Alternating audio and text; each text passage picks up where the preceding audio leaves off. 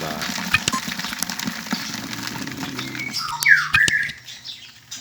Kilo berapa ini?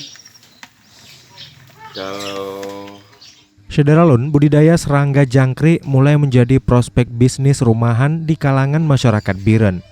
Salah satunya Abdul Majid, 45 tahun, warga desa Gedong Alu, Kota Juang, yang menempatkan kandang jangkrik secara sederhana di teras rumah.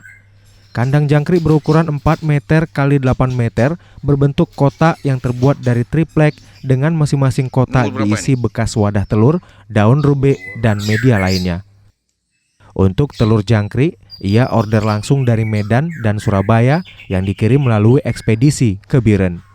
Abdul Majid yang juga seorang PNS ini mengaku usaha peternakan jangkrik awalnya untuk kebutuhan pakan burung peliharaannya, tapi ternyata menguntungkan. Ia menjual ke seluruh daerah di Aceh dengan harga jual berkisar Rp50.000 hingga Rp60.000 per kilogram. Namun, bila pasokan jangkrik sedang menipis, maka harga bisa mencapai Rp75.000 per kilogram. saya usaha jangkrik ini udah hampir 3 tahun. Ya, sementara telurnya saya ngambil dari luar, dari Jawa. Konsumennya menggunakan jangkrik madu, maksudnya jangkrik ala madu.